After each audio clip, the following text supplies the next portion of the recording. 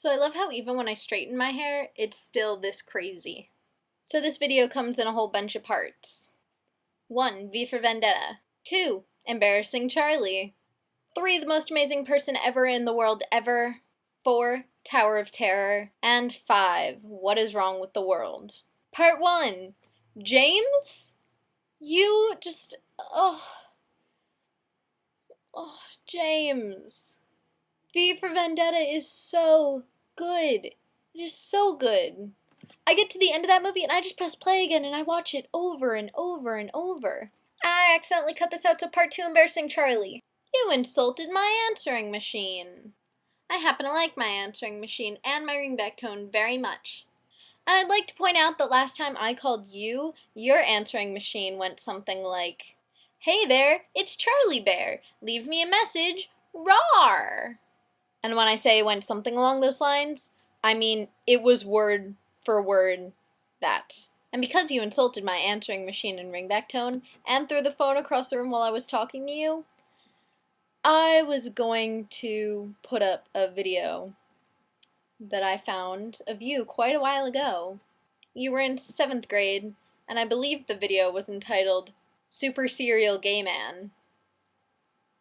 But I told your little brother about it because I tell him almost everything because he's one of my best friends. And then he told you. And I got a call from you at about midnight last night going, "Alyssa, please don't put that in there." But why, Charlie? It is so funny. And seriously, I mean, you're the one who had it on the internet. You should have taken it down by now if you didn't like it. Well, maybe later in the project you can put it in. Just not now. Please, come on. Fine, because I'm a good friend. And that's kind of how the conversation went. So I can't put that up because I'm a nice person.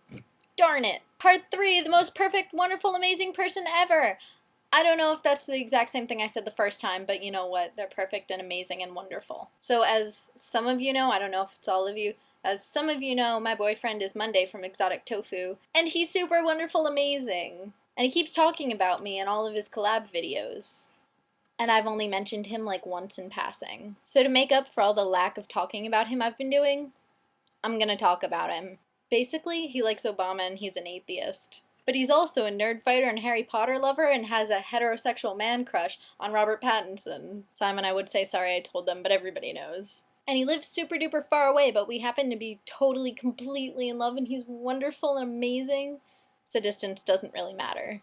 And it'll all be worth it when we're dancing to Let's Dance to Joy Division at our reception for our wedding. Like the total spazzes that we are.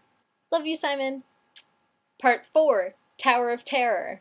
I went on Tower of Terror! I know I've already been once, and this was like a while ago, but I went like the first time and it was totally scary and I promised myself I'd never ever do it again. And then on Saturday I went to MGM with Erica for the day and she dragged me on it. It was so terrifying, oh my gosh. But I ended up riding it like 10 times in a row. And I'm just super duper proud of myself that I did that without like totally being completely super duper afraid. I say super duper a lot. I like to whisper.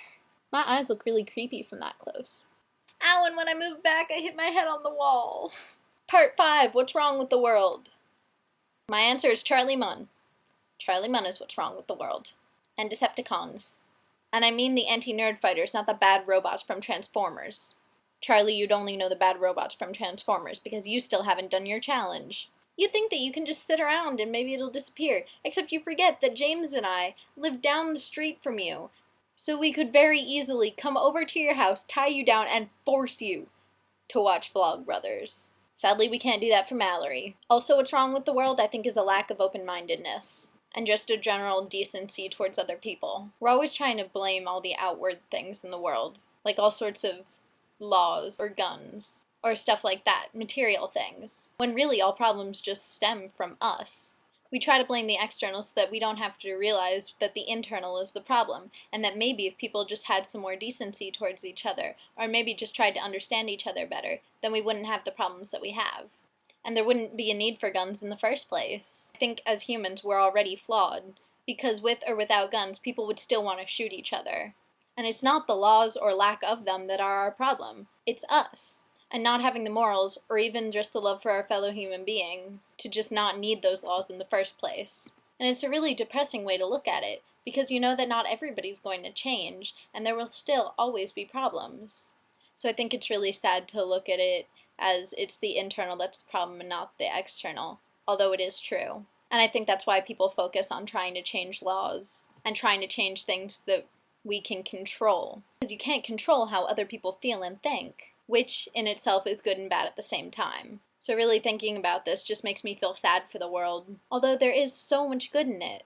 And there are those people who are open-minded and care about what other people think and try to imagine other people more complexly. John Green. And there will always be people who care for each other and try to do the right thing. That's what matters.